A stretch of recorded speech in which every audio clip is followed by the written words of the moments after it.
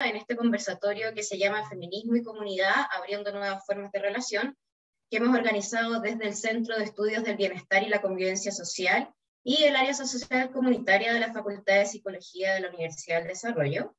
Es muy importante para nuestro centro y para el área social comunitaria de la facultad generar este tipo de instancias de reunión que nos inviten a problematizar y conversar sobre las formas en que se desarrollan los vínculos en la actualidad, y creemos que además incorporar el aporte del feminismo enriquece nuestras formas de comprender y transformar e intervenir en la realidad social. En esta ocasión voy a presentar yo, Carolina Espillaga, sobre amor romántico y comunidad, siendo el tema del amor romántico una temática que llevo ya un tiempo trabajando desde mis estudios de doctorado. También luego presentará a Javiera Menchaca, quien es socióloga de la Universidad de Chile, diplomada en estudios interdisciplinarios de las mujeres, miembro de la Comisión de Investigación del colectivo feminista La Rebelión del Cuerpo, y directora del Centro de Estudios, directora de Estudios de CIDEM Chile, y ella va a realizar una reflexión sobre amistad entre mujeres y sororidad. Finalmente presentará Isidora Bilbao sobre feminismo y comunidad. Isidora es psicóloga y es doctorante y magíster en psicología ecológica comunitaria en la Michigan State University. Y luego de las presentaciones generaremos una instancia de conversación y preguntas que va a ser guiada por una representante de la vocalía de Feminismo, Género e Inclusión del Centro de Estudiantes de Psicología. Y bueno, nuevamente darles las gracias por acompañarnos hoy, y ahora vamos a iniciar con la instancia de las presentaciones.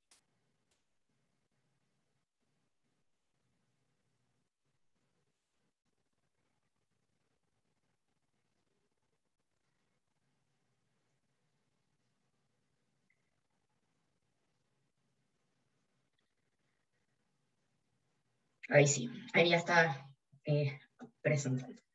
Entonces, como les contaba al inicio, la presentación que yo voy a hacer es sobre amor romántico y comunidad, y me gustaría partir pudiendo relevar por qué desde los feminismos es importante el estudio del amor romántico. Y esto tiene que ver con que el modelo de amor romántico, es decir, la forma en que hemos entendido el amor y los vínculos sexoafectivos en Occidente en los últimos 200 años, es un modelo que está basado en desigualdades de género, en donde hombres y mujeres nos posicionamos de manera distinta y con distinto poder respecto de nuestras relaciones de pareja, y es un modelo que muchas veces es usado para justificar la violencia en las relaciones de pareja, desde estos mitos, ¿cierto?, de que el amor es capaz de aguantarlo todo, de que el amor todo lo puede, o desde la idea de que los celos son algo esperable y normal dentro de una relación de pareja, y por tanto las manifestaciones o expresiones o los arranques de celo también serían esperables. Por otro lado, es importante poder relevar que las formas de entender el amor y las formas en que entendemos los vínculos sexoafectivos tienen un impacto en la estructura social. De hecho, ¿cierto?, en la actualidad la familia nuclear se basa en una relación de pareja que está basada en el amor, y por tanto, cuando podemos entender el amor y los vínculos sexoafectivos, ¿ya?, desde una mirada social, también podemos ir entendiendo cómo impactan en la estructura, en el orden social y consiguientemente en las desigualdades de género. Y finalmente, ¿cierto?, creemos que es relevante estudiar y comprender el amor desde una mirada feminista, desde la idea, ¿cierto?, de que lo personal es político, y si bien los afectos nosotros los sentimos individualmente, están mediados por las normas y por los valores culturales.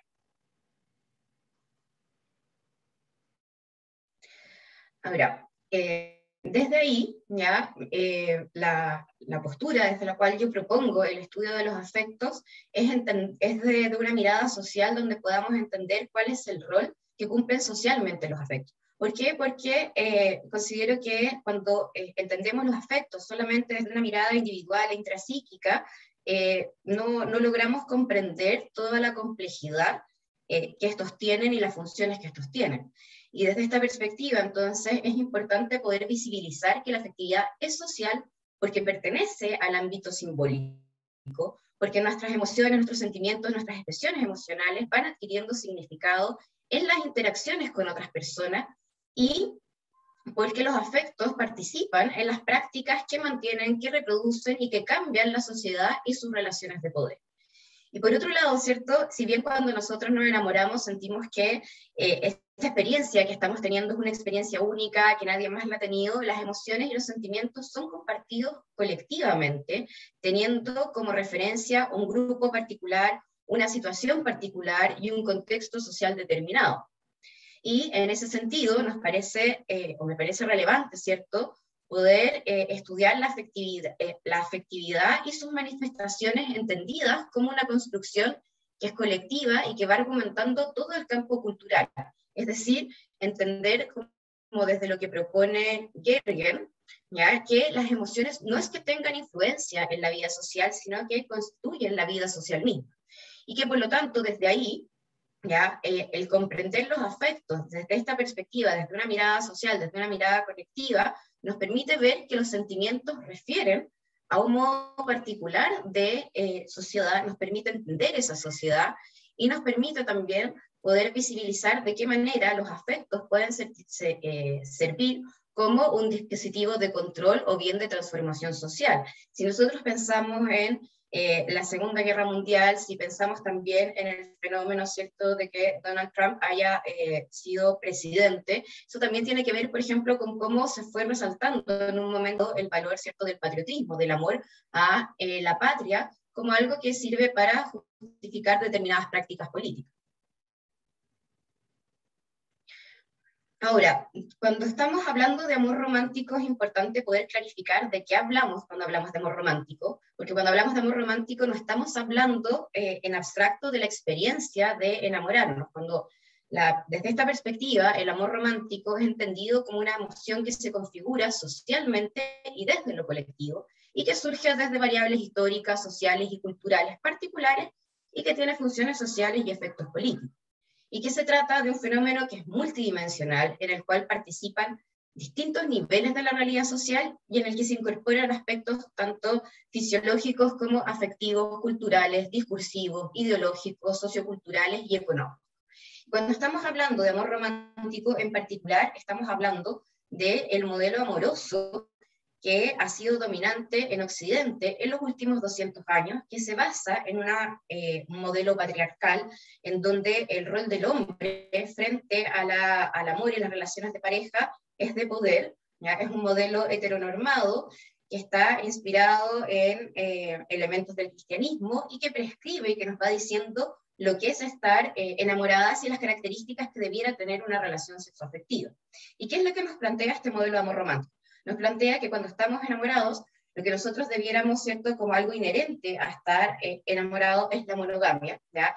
Que no debiéramos desear estar con más de una persona si es que estamos realmente enamorados. Es un modelo que además tiene muchos roles diferenciados por género, en donde, ¿cierto?, se espera que hombres y mujeres actuemos de manera distinta respecto del amor y respecto de nuestras relaciones de pareja. Por ejemplo, esta idea de que los hombres son más sexuales, a las mujeres nos importan más los afectos, o que el hombre tiene que ser el conquistador y la mujer es quien tiene que ser conquistada. E incluso cuando nosotros pensamos en relaciones homosexuales, muchas veces está la idea, ¿cierto?, de que hay alguien que cumple el rol de hombre y hay alguien que va a cumplir el rol de mujer.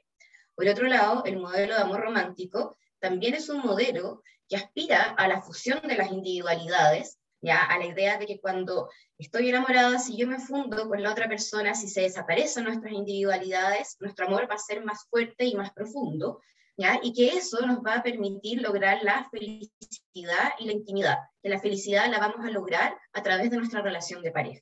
Y en donde aparece la idea, ¿cierto?, de que la finalidad lógica, si estamos enamorados, es querer tener una relación estable con esa persona, proyectarnos a largo plazo, que la relación sea exclusiva y que apunte a tener hijos y a formar una familia nuclear. Y este modelo de amor romántico es un modelo que es prescriptivo, que nos dice, ¿cierto?, qué es lo que debiéramos hacer y sentir si es que estamos realmente enamorados. Ahora, nuevamente, visibilizar, ¿cierto?, que la crítica que se hace desde los feminismos al amor romántico no es la crítica a la experiencia amorosa, a la experiencia de enamorarnos, sino que es al modelo amoroso dominante que ha servido, ¿cierto?, muchas veces para justificar y mantener las desigualdades de género. Ahora, cuando queremos pensar de qué manera, ¿cierto?, se relaciona el modelo amoroso con el orden social, es necesario visibilizar que el modelo de amor romántico sostiene la familia y el matrimonio, y una forma particular de familia, ¿cierto? Que es la familia funcional, que se basa en este modelo de amor romántico, que es y esta forma de familia, ¿cierto? Es funcional al modelo de producción, que requiere de una división sexual del trabajo, y en donde la mujer tradicionalmente ha quedado en el plano del hogar y de los cuidados en nombre del amor. Y se trata de un modelo de amor romántico que muchas veces este modelo de amor romántico se fortalece en las sociedades que son más individualistas, donde las comunidades se ven más debilitadas. Y por lo tanto, eso también releva la necesidad de pensar que el amor romántico es un fenómeno que ocurre no solo a nivel individual, ¿cierto?, sino que intersecta con otros elementos de la vida social. Ahora, cuando pensamos también respecto de cuál es el rol que tiene la pareja en la actualidad, ¿ya? Distintos autores y autoras han visibilizado que en la medida en que se han ido desmembrando o debilitando los vínculos comunitarios, el amor romántico y la vida en pareja pasan a cobrar mayor relevancia, y que muchas veces esperamos, ¿cierto?, encontrar en nuestras parejas un refugio emocional frente a este mundo externo que muchas veces lo vivimos como hostil, como difícil. Y que eso hace que hoy día, en la actualidad, ya haya muchas más expectativas puestas en la relación de pareja que lo que ocurría en antiguamente, y que hoy día, ¿cierto?, se busque satisfacer en nuestra pareja todas nuestras necesidades afectivas, ya que contamos con menos tiempo y con menos cercanía para relacionarnos con otras personas. Entonces buscamos, ¿cierto?, satisfacer nuestras necesidades de amor, de comprensión y de cariño en nuestra pareja, y empezamos a tener muchas expectativas, ¿cierto?, de que nuestra pareja sea nuestro amante, nuestro confidente, nuestro mejor amigo, nuestro apoyo económico, nuestro compañero de tiempo libre, y así una serie de expectativas que se van sumando.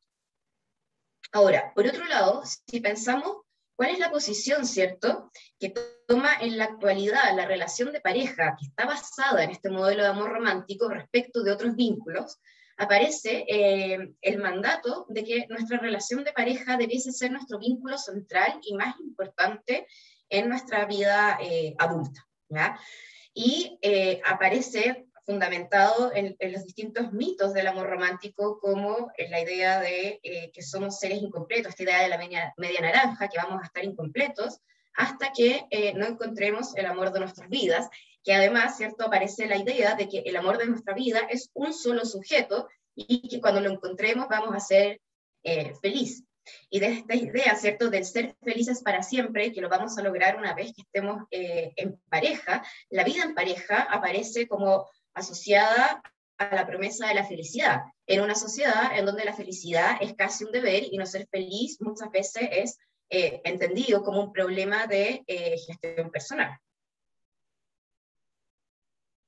Ahora, por otro lado, profundizando en esta misma idea de cuál es la posición que tiene la relación de pareja y el amor basada en este modelo amoroso respecto de los otros vínculos, muchas veces aparece la concepción, ¿cierto?, de idea de propiedad sobre la pareja, ¿ya? Como la pareja percibida como un derecho, o sea, como que tenemos el derecho de ser prioridad y de disponer sobre los tiempos, sobre las actividades y sobre los otros vínculos de nuestra pareja, bajo esta idea, ¿cierto?, de que debemos ser lo más importante para nuestras parejas si es que realmente nos aman.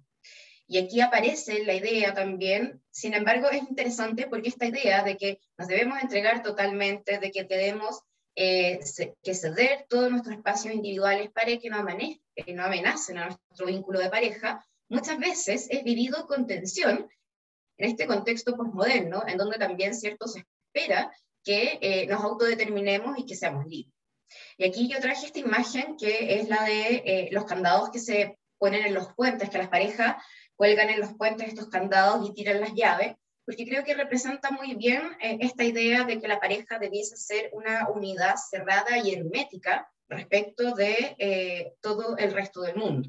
Y hay un escritor que se llama D.H. Lawrence, que plantea que el amor es un egoísmo a dúo. Y claro, si tratamos de analizarlo desde esta perspectiva, estamos muchas veces dispuestos a hacer muchas cosas por nuestra pareja, pero no así por nuestra comunidad o por otros vínculos, desde esta idea de que nuestra relación tiene que ser lo más importante. ¿Cuáles son algunas de las consecuencias que tiene este modelo de amor romántico en nuestros otros vínculos y en la vida comunitaria? Este modelo de amor romántico va generando una jerarquía relacional en donde aparece la idea, ¿cierto?, de que nuestra relación de pareja tiene que ser nuestro vínculo prioritario y que el resto de las relaciones debiesen estar subordinadas a él.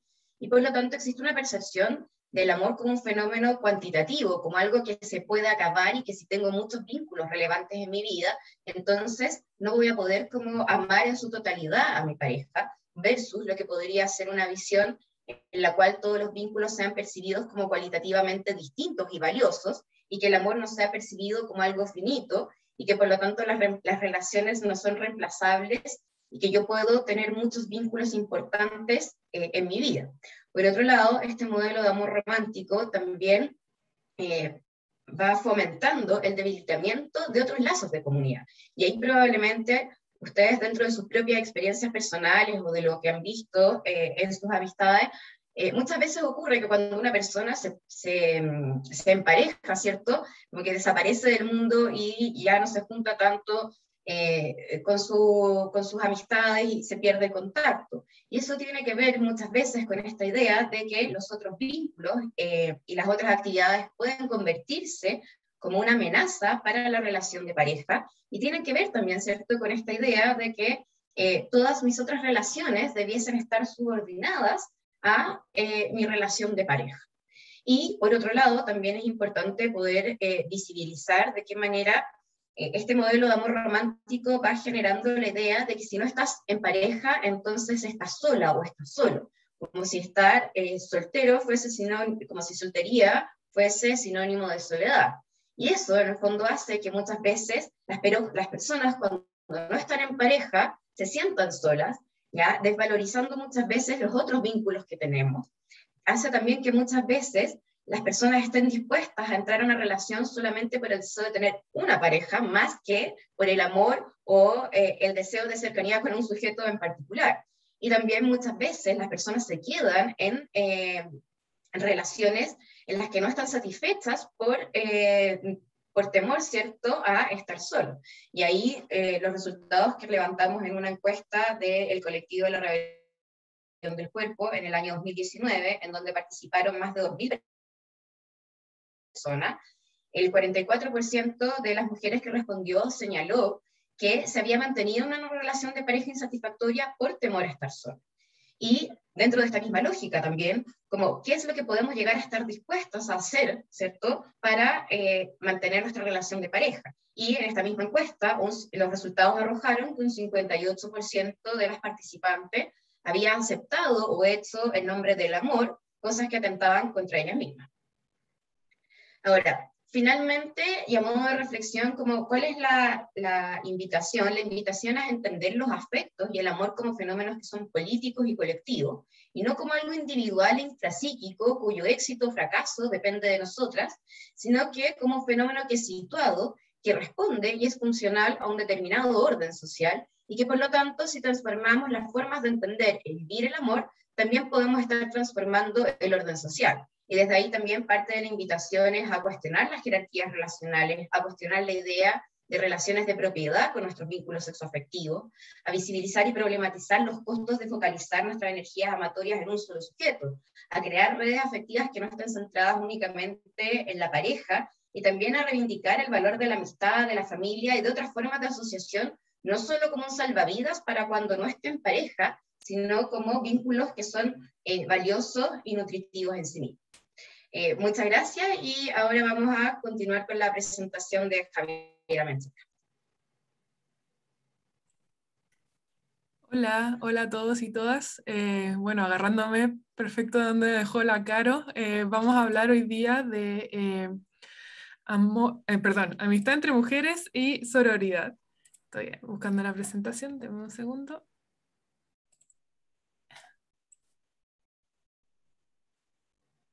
¿Se ve? Sí. Ya, gracias. Bueno, quiero partir comentándoles que cuando uno empieza a leer sobre amistad entre mujeres, cuando uno empieza a abordar esta temática y empieza a buscar específicamente amistad entre mujeres, todos los pocos documentos, papers, libros que hay parten diciendo que es un fenómeno poco estudiado, que no hay mucho registro, que no hay mucha investigación, que no hay mucha revisión histórica del tema. Y esto tiene varias razones de ser y vamos a tratar de ver por lo menos un par hoy, pero para eso vamos a partir en torno a la reflexión o la definición que Aristóteles hacía de la amistad. Aristóteles, alrededor del año 300 a.C., definió la amistad verdadera y hizo una gran reflexión acerca de la amistad y la importancia de la amistad en la política y la amistad en la vida y como una relación genuina y auténtica que es muy enriquecedora, y la define como aquella que se da entre dos personas unidas por el afecto común, que se preocupan más por el bienestar del otro que por el propio. Suena fantástico. Sin embargo, el problema es que Aristóteles solo incluía a los hombres como personas equivalentes, por lo tanto, todas las mujeres, bueno, identidades no binarias hoy en día, quedarían absolutamente excluidas de esta definición de amistad. Por lo tanto, no podrían entablar estas relaciones enriquecedoras y auténticas. Esta mejor forma de relación posible, nosotras, no las podemos encarnar. Por otro lado, además, tenemos que si lo tenemos desde un punto de vista interseccional, no incluye a las personas que no fueran de la antigua Grecia. Ya en ese momento el tema de la raza se veía de una manera diferente, pero incluso podría ser una visión racista, centrada en Grecia, de quiénes pueden ser amigos y quiénes pueden entablar esta relación. Los primeros registros de la amistad entre mujeres se dan recién en la Edad Media, en cartas entre monjas. ¿Por qué monjas? Porque eran efectivamente las únicas mujeres que tenían permitido aprender a leer y escribir, que podían acceder a leer y escribir, y ellas fueron las primeras que fueron dejando registro de que las mujeres éramos amigas, teníamos relaciones entre las otras, y por mucho tiempo, en las revisiones que se han hecho hasta ahora, son el único registro que existe de mujeres por mujeres. Entre medio se escribió mucha historia acerca de las mujeres por hombres. Acá solo tenemos la visión de las monjas. Más adelante, bueno, recién en el siglo XX, con la alfabetización masiva, encontramos y vamos conociendo experiencias de mujeres uno a uno en todo el mundo. Recién en estos últimos 100 años es que podemos conocer las experiencias de todas, podemos ver en redes sociales cómo las mujeres nos profesamos nuestras relaciones de amor y cariño, de amistad, y recién ahí es que se puede empezar a hacer un registro de amistad entre mujeres como más masivo. Antes de eso, en 1600 se empieza a permitir en Europa que las mujeres escriban, entonces empiezan a ver cartas, empiezan a ver relatos acerca de esto, pero recién en el siglo pasado es que empieza a haber un registro masivo de las relaciones entre mujeres. ¿Cuál es el problema de eso? El gran problema de eso es que las amistades entre mujeres han sido relatadas por hombres a lo largo de la historia. A lo largo de la gran parte de la historia han sido relatadas por hombres. Y esta reflexión empieza a aparecer por primera vez públicamente por Virginia Woolf en Un cuarto propio en 1929, esta obra clásica del feminismo. Ella empieza a cuestionar por qué las mujeres no escriben, qué falta para que las mujeres escriban y relaten, escriban novelas, participen. Se da cuenta de las condiciones materiales, pero además va reflexionando en torno a la falta de discurso propio de las mujeres porque no tienen acceso a esa posibilidad de escribir por las diversas condiciones que llevan, como por ejemplo que no tengan espacio, no tengan tiempo, no se les fomente, no se les enseñe, y además, por otro lado, todos los estereotipos asociados en torno a las mujeres, o sea, asociadas a las mujeres. De ahí, en 1986, Janice Raymond, una feminista de la segunda ola de Estados Unidos, segunda ola feminista en Estados Unidos, del feminismo radical, hace un libro que también ahora se considera un clásico y es citado por todas las feministas que escriben sobre estos temas. Empieza a plantear el concepto de heterorrealidad para referirse al problema de ser relatadas solo por hombres. Ella habla de heterorrealidad como una visión de mundo de que las mujeres existen siempre en relación a un hombre. Has consistentemente percibido a las mujeres juntas como mujeres solas. Como decía la Caro, no, o sea, como si no estás en pareja, estás sola. Si no estás con un hombre al lado, estás sola. Muchas versiones de estas heterorrealidades atentan contra las mujeres en nuestras vidas cotidianas. Lily Tomlin, que para quienes no la conocen, es Frankie en Frankie y Grace, en la serie de Netflix, que es muy buena, muy recomendable. Ella, en el libro la cita y dice, he visto hombres acercarse a 4 mujeres sentadas en un bar y decir, ¿qué hacen acá sentadas solas? Es la percepción de que las mujeres sin un hombre son mujeres solas o sin compañía. Entonces se desaparece esta posibilidad, bajo esta visión de heterorrealidad, desaparece la posibilidad de que nosotras somos alguien en sí mismo y que además podemos entablar relaciones con otras mujeres sin necesidad de un hombre alrededor y que pueden ser relaciones significativas, llenas de contenido, llenas de emociones, de afecto.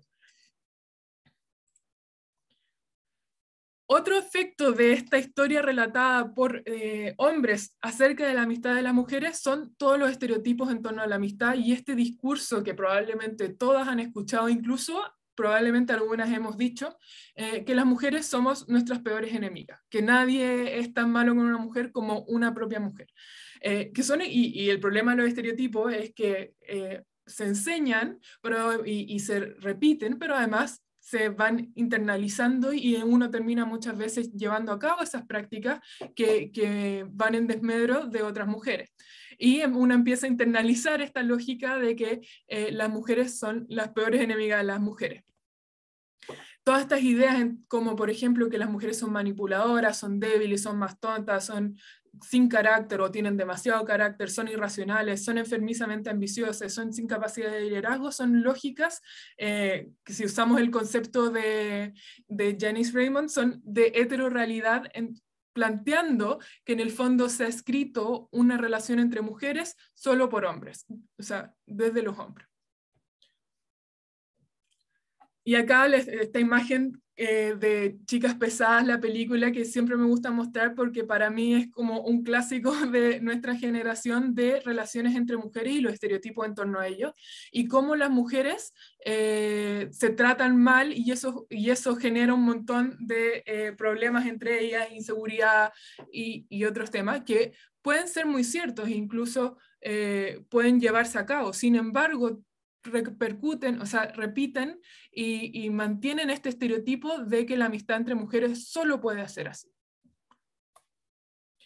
Todo esto es lo que las feministas de la segunda ola y principalmente Bell Hooks plantea, una feminista negra y que tiene una perspectiva interseccional, plantea como sexismo interiorizado.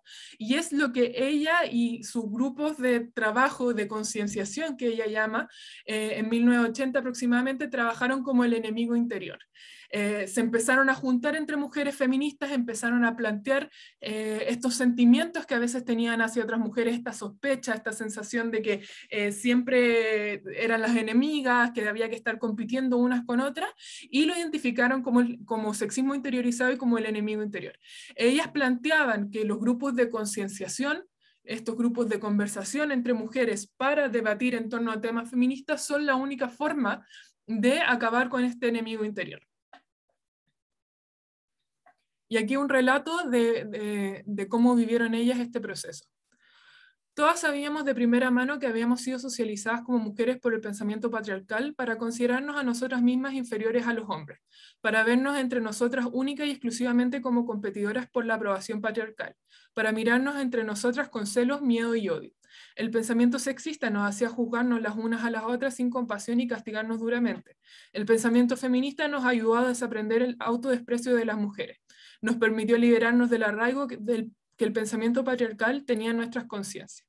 Entonces, ella ubica esta concienciación como la forma de darse cuenta de que estas relaciones son estereotipadas y son planteadas desde un punto de vista masculino acerca de las relaciones entre mujeres.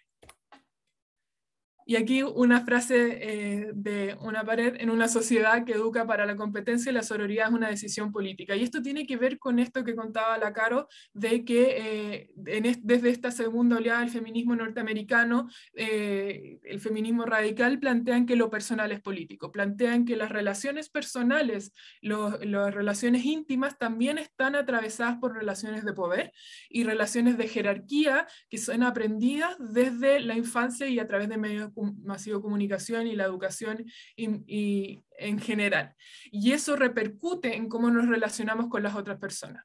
Y plantea que, por lo tanto, si lo personal es político, la forma en que nos relacionamos entre otras mujeres también es político, y desaprender esa forma es una decisión política. Genera un cambio de prácticas y relaciones de poder. Aquí Bell Hooks de nuevo cuenta, la unión de las mujeres no era posible dentro del patriarcado, era un acto de traición. Pero el movimiento feminista creó el contexto para que esta unión fuera posible. No nos unimos contra los hombres, nos unimos para proteger nuestros intereses como mujeres. Y acá traigo esto porque en el fondo es la lógica de empezar a crear un relato y una historia de mujeres por mujeres. Una historia de relaciones entre mujeres por mujeres, y además generar un futuro, un horizonte feminista desde la libertad y los intereses propios de las mujeres. Ese es como el horizonte que plantea. Y es acá donde empieza, y también por otro lado es donde se pasa desde una simple amistad a la sororidad.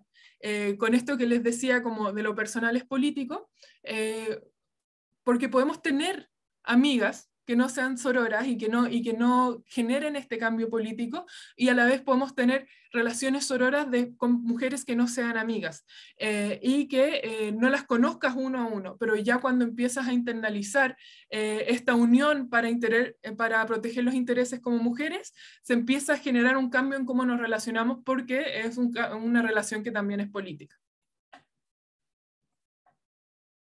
Y acá un cartel que usaban las feministas de esta época en Estados Unidos, que son de las que más trabajaron el tema, por eso tanto referencia a ellas, pero que planteaban que la sisterhood is powerful, y que en los textos hoy en día se traduce sisterhood como sororidad. La sororidad es poderosa.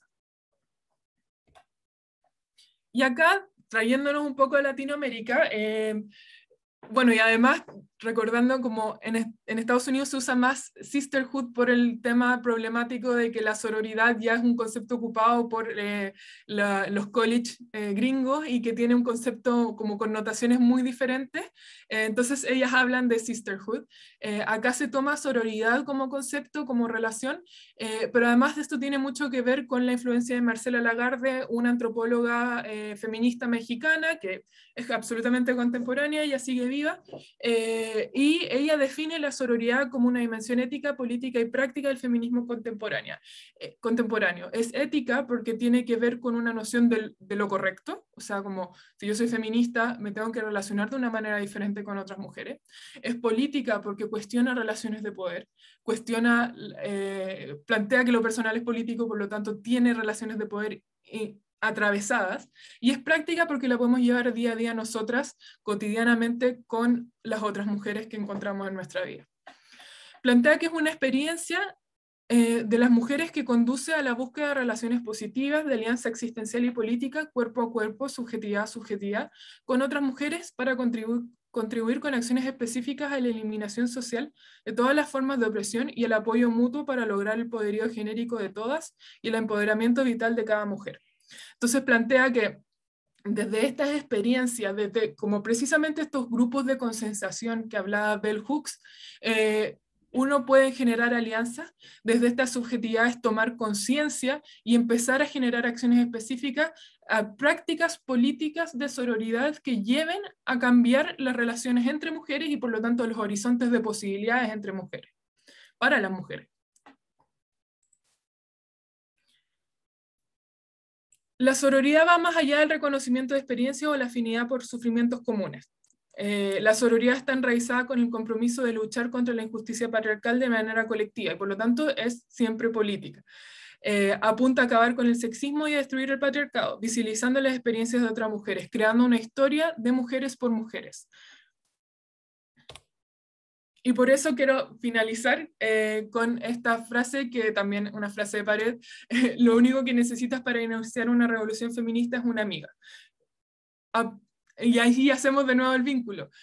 Estas amigas que quizás en un inicio no tienen nuestra relación política, pueden llegar a través de un proceso de concienciación a hacer una revolución feminista a través de prácticas sororas y generar y cuestionar la forma en que nos relacionamos entre mujeres.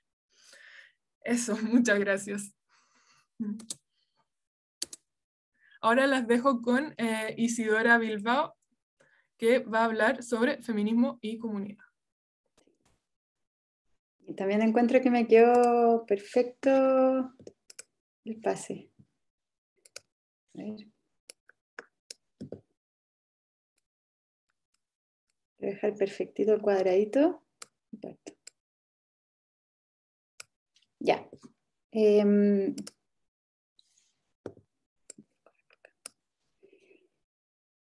Ya, entonces yo voy a hablar sobre feminismo y comunidad. Esta es una presentación que yo armé a partir de como las reflexiones que he tenido como psicóloga comunitaria y a partir de leer el feminismo y cómo en realidad no hay tanto escrito sobre feminismo y comunidad desde la psicología comunitaria, pero sí hay, yo creo que muchos puntos de convergencia y de sinergia y al mismo tiempo también hay algunos de tensión y de diferencia. Entonces, para partir, quiero hablar de Audre Lorde,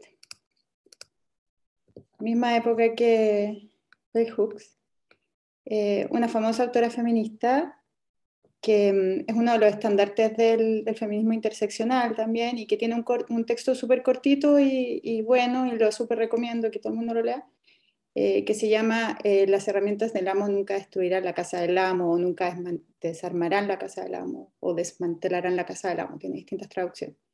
Y este texto se trata de que el feminismo tiene que encontrar lógicas que estén fuera del patriarcado para llevar adelante su proyecto feminista. Entonces, una de las lógicas propias del patriarcado es el individualismo, que en el fondo es que nosotros estamos viviendo en una sociedad que permanentemente nos invita a ser individualistas, a orientarnos a nuestro propio beneficio, a avanzar en competencias, como decía la Javi, todo como siempre ir solas, digamos. Y incluso siendo feministas, también hay una invitación a que el feminismo sea un empoderamiento individual, y la autora dice, el individualismo no le sirve para nada al feminismo. Lo que le sirve al feminismo en verdad es la lógica colectiva, es lo comunitario, porque o si no el feminismo usa una herramienta del amo, en este caso el individualismo sería como una especie de herramienta del amo.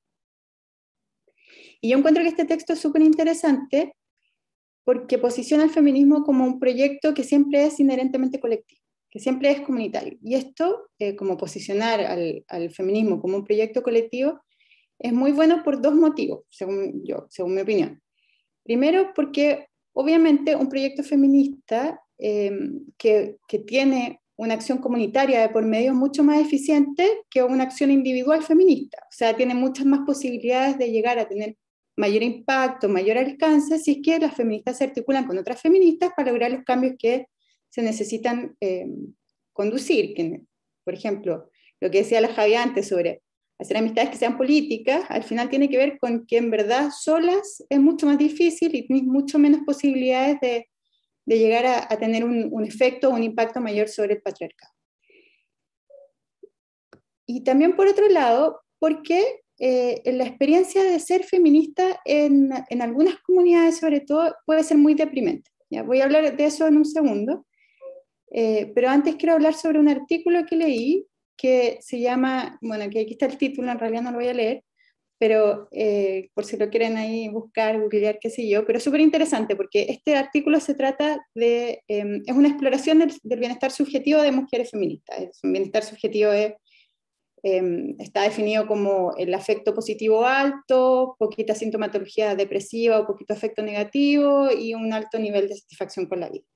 Y entonces hacían este estudio y veían que las mujeres que tenían alta conciencia crítica no necesariamente aumentaban su bienestar subjetivo, como que, o sea, como la conciencia crítica no garantizaba o no aumentaba en general, como entre feministas, la satisfacción con la vida o sentirse más contenta. Pero sí aumentaba cuando esa conciencia crítica se articulaba en acciones colectivas feministas. O sea, cuando tú te encontrabas con otras y empezabas desde esta conciencia feminista, empezabas a generar algún tipo de acción, ahí sí aumenta la calidad de vida, aumenta las condiciones como emocionales y el bienestar subjetivo. ¿Por qué? Porque en el encuentro con las otras feministas se construyen comunidades que no solamente uno encuentra pertenencia, no solamente tú encontrás formas de trabajar por metas comunes y lograr más cosas, sino que además te sentís mejor psicológicamente. mucho mejor psicológicamente que si estuvierais sola. ¿Por qué? Porque la experiencia, eso es lo que estaba diciendo antes, que la experiencia feminista puede ser súper deprimente en algunas comunidades.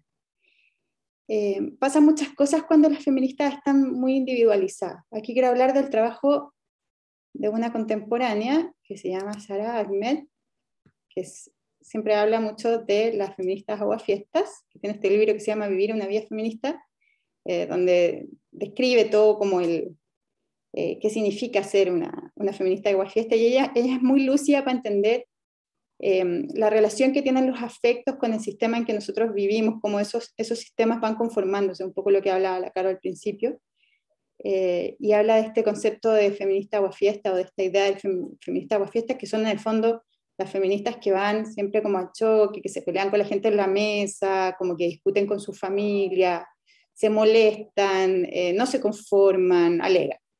No se quedan calladas, se quejan. Entonces, estas feministas aguafiestas son un poco como, entre comillas, molestas con su feminismo para las demás. Y usa una metáfora que yo encuentro que es súper buena, que es como que la gente anda toda como en el tráfico, como en una carretera. Entonces, todo el mundo anda avanzando, sus trayectorias de vida, sabe para dónde tiene que ir, no tiene tiempo de parar, está yendo hacia este camino que en el fondo el sistema más o menos te dice para dónde tiene que ir tu trayectoria de vida. Como dijo la Cara al principio, tiene que ver un poco con el amor romántico y todo, como con el camino a la felicidad en el fondo. Y la feminista aguafiesta como que es como un corte en el camino para todo y como que estorba, y los conductores se enojan, como que, ¿por qué? Si yo quiero ir para allá y tú me estorbás con tus preguntas, con tus latas de feminismo, que en verdad como me preguntas por qué quiero ir allá, me preguntas qué cosas quiero hacer con mi vida, por qué no vamos para otro lado, por qué no cambiamos de camino. ¿Por qué estamos yendo para allá como tan irreflexivamente? La feminista como que, nada, como que estorba a la comunidad. En ese sentido, de alguna manera el feminismo se ve como una especie de interrupción a la vida comunitaria, que en el fondo lo que hace es que invita a cambiar. Pero el asunto es que no todas las comunidades están listas para cambiar, y eso lo habla mucho la psicología comunitaria, que hay muchas comunidades que son muy rígidas, que les cuesta mucho, que se resisten a estos cambios y entonces no aceptan el feminismo. Entonces, eso puede traer mucha hostilidad contra la feminista. Entonces hay que pensar que desenvolviéndose en una comunidad muy rígida, que no quiere cambiar, que es hostil contra el feminismo, las feministas solitas tienen una experiencia que es bien dura, dramática, es dolorosa. Es desgastante también, es desgastante pelear con gente que uno quiere, porque, ojo que acá no está uno peleando con el patriarcado en su conjunto, así como el abstracto. Tú estás peleando con tu papá, con tu mamá, con tu hermano, con tu amigo, como con gente que te interesa, que tú quieres, la gente de la comunidad, la gente que te conoce también, y obviamente eso tiene bastantes como consecuencias que la Sara Ahmed llama de desgaste. Acá tengo una cita de su libro. Y entonces se invita como a que las feministas encuentren formas de protegerse de este desgaste y que se encuentren entre ellas. Es una de esas formas de reconocerse dentro de sus comunidades y apoyarse para enfrentar la hostilidad, que es como una parte, como decía la Javi antes, de la sororidad, que es como compartir la experiencia del sufrimiento, pero también como de coincidir en que no estáis sola y entonces no estar aislada. Y además de esto, no solamente se trata como de un problema que sea doloroso, hay otro riesgo que tiene que ver con que la feminista muy solitaria en la comunidad puede lesionar su propia red de apoyo, o se le puede lesionar su red de apoyo. O sea, en otros términos, las feministas que quieren llevar adelante sus proyectos feministas arriesgan mucho que las comunidades como que las aíslen, las excluyan, las terminen marginalizando la comunidad. Y todo, así como si algo se sabe de las comunidades que son muy importantes para las personas, porque vivir en la exclusión o vivir en el aislamiento lo que produce son daños como psicosociales muy fuertes, dañan la salud mental y física, no es algo trivial estar aislado. Entonces las redes de apoyo son súper importantes y las feministas en este entorno como que corren un poco más o corren bastante más riesgo en realidad de quedarse sin redes de apoyo comunitario. Sobre todo, claro, en estos casos en que se desenvuelven en comunidades más rígidas. Y ahí aquí entonces ya no se trata tanto como de lo que puede ser la persona feminista. Lo que puede hacer la persona feminista es menos que lo que puede hacer en este caso la comunidad. Es la comunidad la que se tiene que hacer cargo de este problema.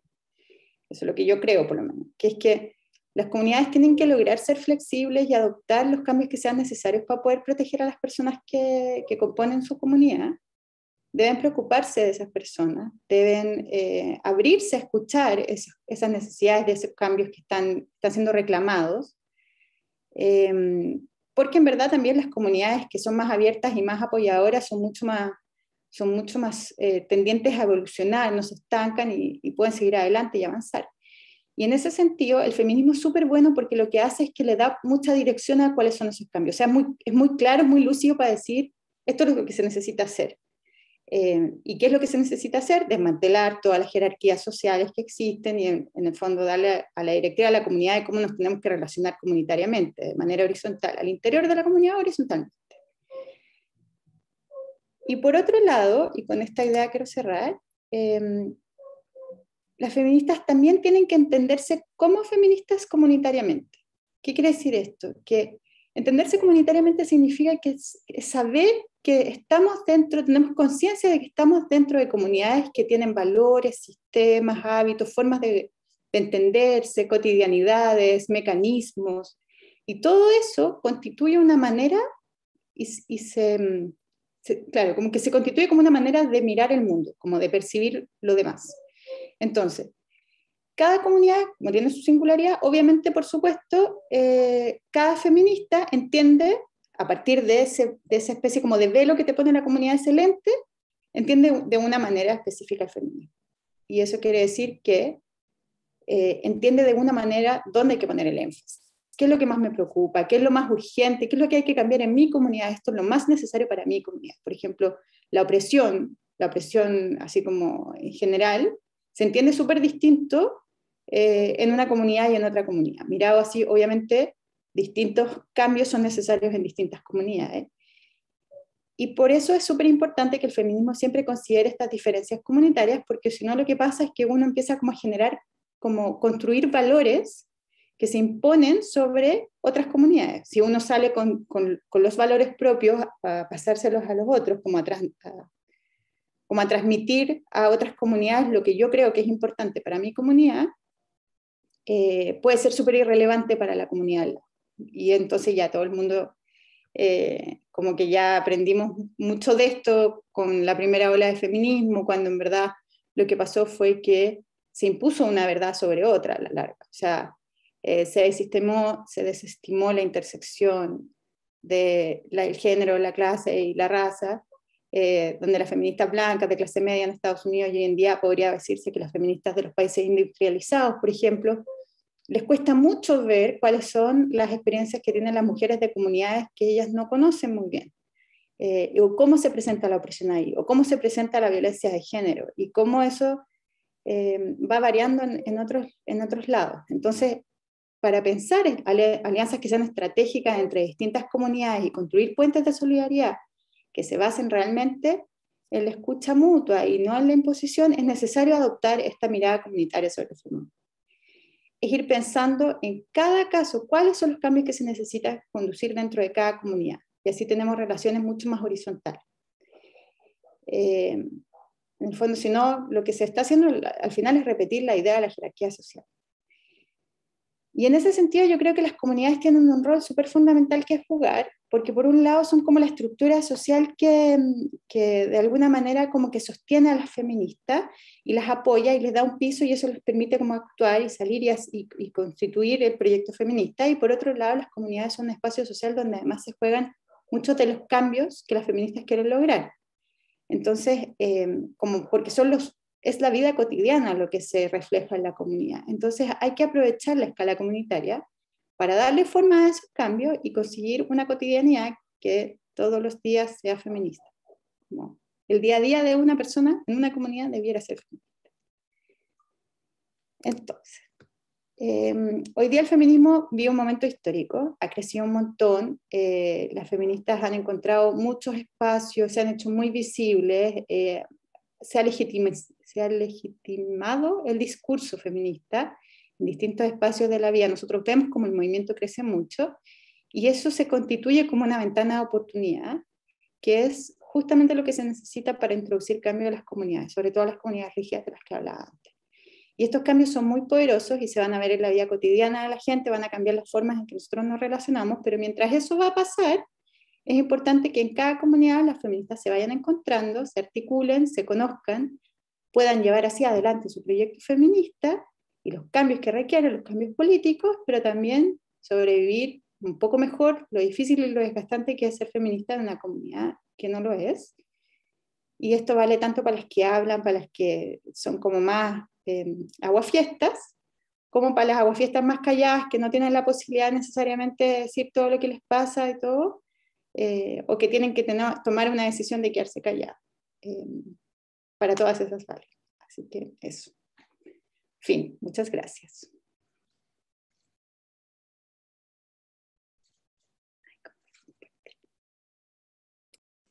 Bueno, con la finalización de las 3 presentaciones, ahora queremos abrir el espacio de preguntas.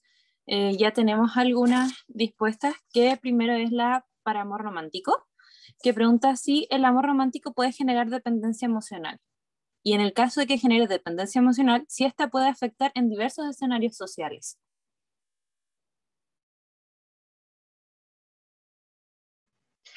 Sí, ahora se escucha, ¿cierto? Bueno, yo creo que efectivamente una de las críticas que se le hace al modelo de amor romántico es la dependencia emocional que genera entre los sujetos, ¿cierto? Y en particular hacia las mujeres, pensando en esta idea de que muchas veces hemos sido criadas bajo la idea de que nuestro valor está puesto en estar en una relación de pareja, y en la medida en que estamos con una pareja, ¿cierto? Que en general entendida como un hombre con quien puedes mantener esa relación. Ahora, entonces sí, efectivamente es una de las críticas que se le hace al modelo de amor romántico, es la dependencia emocional que generan los sujetos. Yo creo que ahí es como necesario como distinguir, ¿cierto?, entre lo que es dependencia emocional versus que efectivamente los seres humanos somos seres interdependientes que nos necesitamos entre nosotros para poder sobrevivir. Ahora, ¿qué elementos del modelo de amor romántico pueden como permitir, ¿cierto?, facilitar o promover esta dependencia emocional? Esta idea de que solamente, por ejemplo, podemos amar realmente una vez en la vida, y que por lo tanto, si esa relación finaliza y se acaba, nunca más me voy a enamorar y nunca más voy a poder ser feliz. También los mitos del amor romántico que plantean que hay que darlo todo en nombre del amor, y que eso hace que muchas veces nos sea difícil poner los límites, incluso identificar cuáles son nuestros propios límites. Y también cuando aparece esta idea de que el amor este mito de que el amor es capaz de soportarlo todo, también, ¿cierto?, estamos dispuestos a quedarnos en una relación aunque no estemos satisfechos. Y desde ahí aparece como la dependencia del otro y la imposibilidad de visibilizarme siendo feliz y sintiéndome una persona plena y completa en un contexto en el cual no esté en una relación de pareja. Y claro, yo creo que frente a la segunda pregunta, efectivamente esta dependencia emocional sí afecta como en los distintos planos de la realidad social. O sea, si pensamos como de qué manera, que un poco lo que yo planteaba en la presentación, cuando nosotros visibilizamos, ¿cierto?, que la relación de pareja es la única importante o es la más importante, y hago todo para no separarme de esa relación o de ese vínculo, probablemente voy a estar dejando de lado otro tipo de relaciones, y eso impacta en los distintos niveles de la realidad social también.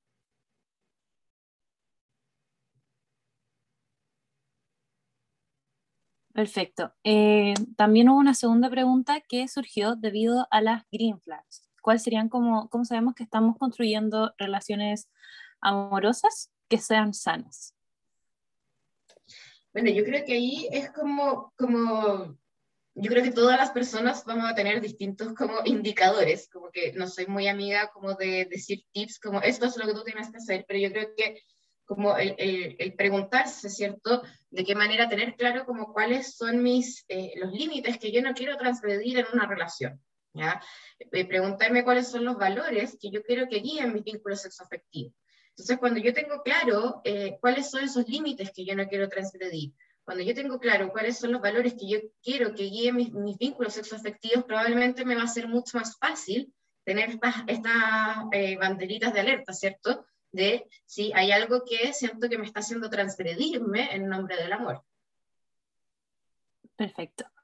Ahora una pregunta para Isidora acerca de, ¿en Chile podríamos decir que la comunidad es rígida? Yo creo que Chile entero no sé si es una comunidad, o sea, yo no lo vería así quizás, como yo creo que hay comunidades chilenas que son muy rígidas y otras que quizás no lo son tanto. Bueno, eso también tiene que ver con por qué la última diapo que yo puse es una diapo chilena, una foto chilena, que es que en verdad en Chile el movimiento feminista ha agarrado mucho más vuelo de lo que a mí me tocó ver cuando era chica, como que ha avanzado, hoy día decir feminista no es un insulto, cuando yo era chica lo era, ¿cachai? Y en ese sentido, yo no sé si todas las comunidades chilenas son rígidas o no, eh, pero sí yo creo que en el momento histórico hay que aprovecharlo como, mira, en psicología comunitaria se habla mucho de esto, como de que cuando uno ve que algo está pasando, que algo se ha instalado como socialmente, es el momento para como para meter el pie en la puerta al cambio social, o sea, al cambio comunitario. O sea, cuando algo está pasando en un nivel macro, que te da la oportunidad, que logra un discurso, porque no es lo mismo que se legitime un discurso socialmente a un nivel gigante, que se legitime en el día a día. Como que no necesariamente ese discurso va a entrar automáticamente a la casa. Por eso, bueno, las feministas hablan mucho de lo personal es político y viceversa, porque en verdad tiene que ver con esa relación, que es como que hay que transparentar ese doble vínculo. Entonces, ahí en este momento histórico, incluso para las relaciones comunitarias que son muy rígidas, yo creo que es un súper buen momento para poder empezar a introducir la idea del feminismo y permear las relaciones sociales que existen al interior de esas comunidades también, aprovechando un poco como que ya se ha instalado y que va a seguir creciendo y que en el fondo las comunidades se van a dar cuenta tarde o temprano que se tienen que meter, como que se tienen que subir a este carro, o si no, bueno, si no les pueden pasar muchas cosas, pero de partida las comunidades no son estáticas, o sea, no son dinámicas, no son estáticas, son cambiantes. Y entonces pueden quebrarse o pueden deshacerse, o pueden dañarse, lesionarse esas relaciones, y para protegerse y para seguir funcionando y para seguir existiendo, tienen que variar. Eso. Esa es mi respuesta.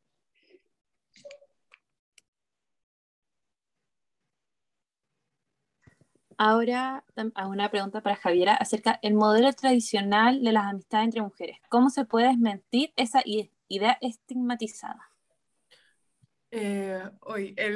Bueno, de nuevo, no es una receta, así como decía la Caro.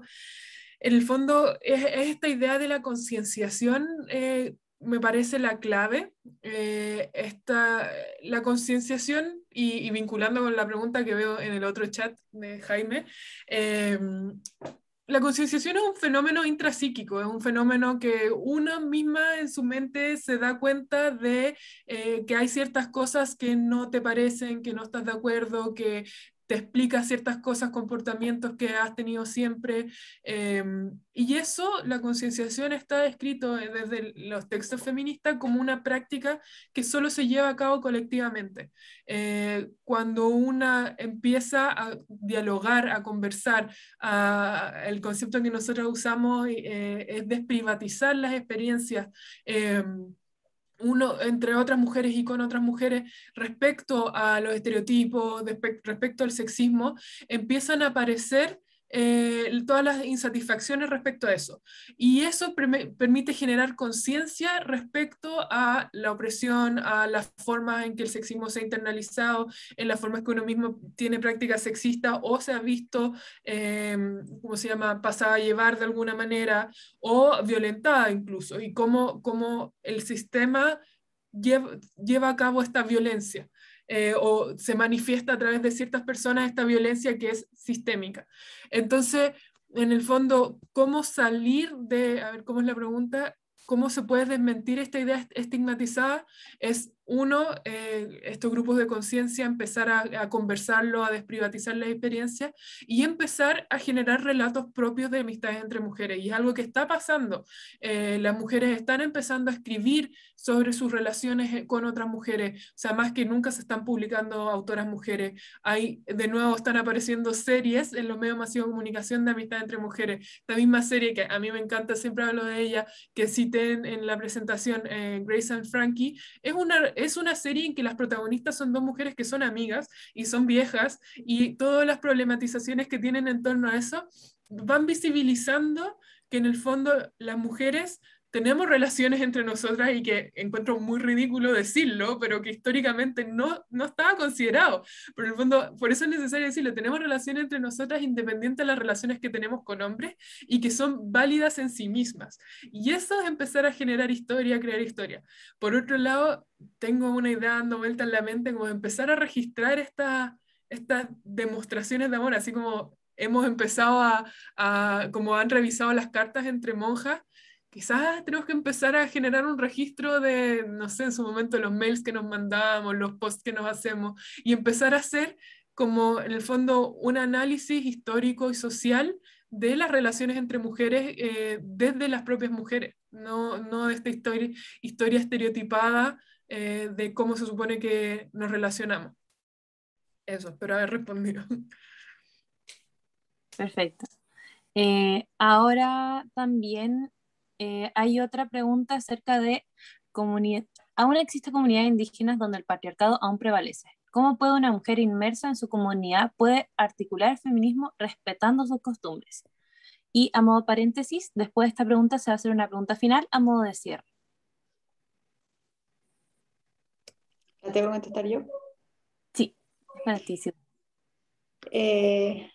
Mira, yo creo que tiene que ver como, no sé qué tan popular sea la respuesta que voy a dar, pero de alguna manera igual las comunidades indígenas han romantizado un poco sus relaciones y han como, o mejor dicho, como que la imagen de la comunidad indígena en la visión más colonialista, digamos, se ha como romantizado un poco, y entonces eso ha impedido que se vean cuáles son realmente las relaciones que existen y que de alguna manera oprimen a mujeres dentro de esas comunidades.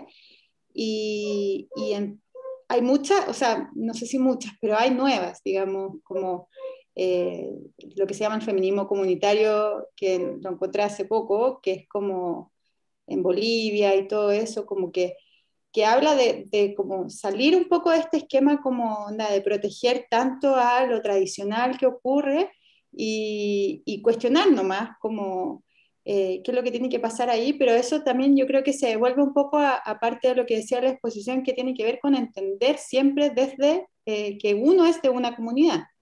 Entonces yo no puedo llegar y decirle a la comunidad al lado, mira, tú tienes que empezar a hacer las cosas así o así, sino que lo que se tiene que hacer es tratar de que cada una de las personas, de las feministas, como que sea capaz de observar las propias prácticas en las que está inmersa y ir como tratando de analizar críticamente esas relaciones y esas situaciones, y cómo eso le da un poco como de sostén a las jerarquías sociales, las jerarquías relacionales, las jerarquías sociales, no relacionales. Entonces, o sea, en el fondo son ellos los responsables de llevar adelante ese trabajo. No sé si contesto con eso como más o menos la pregunta, pero no es como el rol de la feminista ir a decirle a la feminista al lado lo que tiene que hacer o cómo se tiene que dar cuenta que son las cosas, sino que ese es un trabajo que se hace para adentro, o sea, se hace al interior de las comunidades, o por lo menos así lo veo yo. Eso.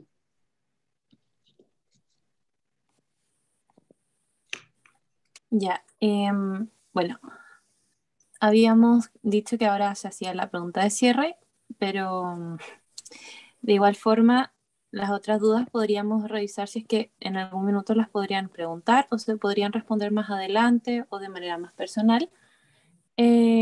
Bueno, la pregunta que fue muy importante en este caso es que, ¿cuáles serían los aportes críticos que tienen en sus planteamientos en la psicología? Ya que, como mencionaba esta pregunta, es como sustancial la manera en cómo las tres hayan expuesto sus ideas y cómo expusieron lo que estaban comentando en estos momentos. Entonces, se encontró muy importante cuáles serían sus aportes críticos. Ahí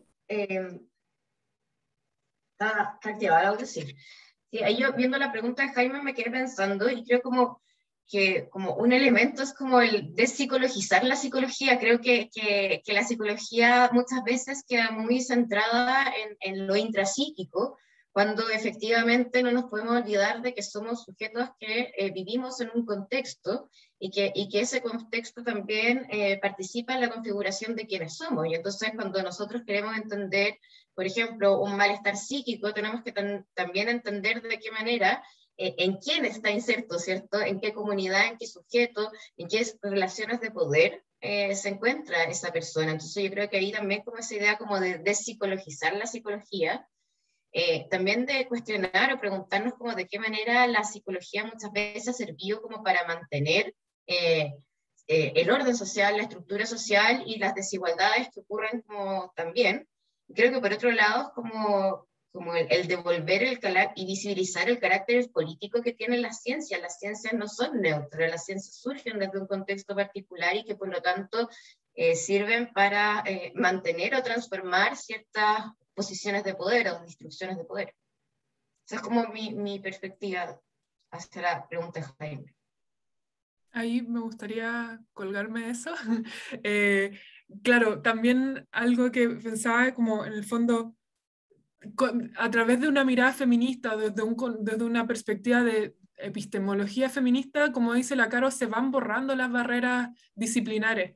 Y claro, y eso es un tanto problemático cuando uno quiere hacer ciencia, porque la ciencia pide esas barreras disciplinares, pero a la vez cuando uno quiere hacer una investigación que en el fondo está situada, y que es lo que se plantea desde el feminismo, también se permite esta difusión de barreras disciplinares y enriquece la visión, porque por ejemplo, si yo me limito a un análisis sociológico, no puedo estar teniendo tan en cuenta el efecto de concienciación que tiene, o se me puede pasar el efecto que tiene la concienciación, o cómo tiene un impacto relacional importante. Entonces, creo que si bien se van borrando, pero en el fondo generan una riqueza de análisis crítico bien importante, porque, por ejemplo, en el caso de la concienciación en específico, que lleva a como a eliminar el sexismo interiorizado o a cuestionar el sexismo interiorizado, puede llevar incluso a, desde una mirada más psicológica, volviendo a las disciplinas, a cuestionar, a generar una identidad femenina que sea autónoma y no en relación a una identidad masculina. Puede favorecer a la autoestima, por ejemplo, o tener un impacto en la autoestima. Puede, en el fondo, ir cuestionando la posición de las mujeres en el mundo y eso puede tener efectos psicológicos, pero a la vez va a tener efectos sociales. Entonces, claro, se desdibujan las barreras interdisciplinares, o sea, disciplinares, y creo que eso también es interesante de tener en cuenta. Sí, yo estoy, o sea, además, como aparte de eso, yo encuentro bueno, estoy sobre todo como muy de acuerdo con la idea de psicologizar en el sentido del aporte que significa eso para construir sociedades más justas. Porque igual la psicologización tiene una consecuencia sobre la justicia social y una consecuencia política que es muy dañina y que la psicología ha llevado para adelante con mucha fuerza, como esta idea de que uno es responsable de la propia vida, que las condiciones en las que uno vive no importan, como que el que quiere siempre puede, o incluso dentro de algunas formas de feminismo como el que tú podís, como que tú solita, como... Y eso yo creo que como que la psicología ha hecho un poco mal con eso, y en ese sentido el proyecto feminista es súper claro en que las jerarquías, las jerarquías entre las personas o del fondo cualquier forma de discriminación de cualquier persona, no solamente, esas jerarquías no solamente afectan a las mujeres, sino que afectan a todos los grupos marginalizados. Entonces, como que el feminismo ha sido tan claro con eso, y la psicología no lo ha sido tanto, yo diría, entonces la psicología puede agarrar esta idea y construir teorías y construir como líneas de ejes de trabajo que se traten justamente de cómo nos relacionamos, de cómo encontrar, llegar a esta horizontalidad en las relaciones y no seguir perpetuando a través de prácticas que no se observan, porque yo no creo que sea una cosa como de maldad, sino que más bien como que no se mira, se naturalizan ciertas ideas, y entonces como levantar el ojo crítico al feminismo y mirar y remirar cómo nosotros como psicólogos y cómo desde las ciencias sociales hemos construido formas de imaginar relaciones, de imaginar formas de vivir, de imaginar caminos y trayectorias a la felicidad, por ejemplo, que son dañinas y que pasan por encima sobre todo de las comunidades más marginalizadas, con menos voz, con menos posibilidades de ser escuchadas en la sociedad que nosotros hemos construido. Entonces eso yo creo que podría ser como un elemento crítico que podría guiar varios de los avances que nosotros podríamos hacer, como líneas de trabajo.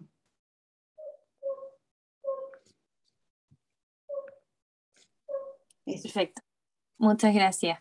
Bueno, en honor al tiempo, a pesar de que quedaron algunas preguntas, tenemos que finalizar ya toda esta presentación.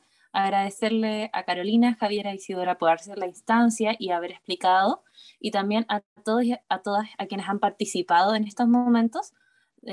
Fue muy enriquecedor y les agradecemos realmente que hayan estado en este conversatorio. Gracias a ti, Maite. Gracias. Muchas gracias. Chao. Chao, chao.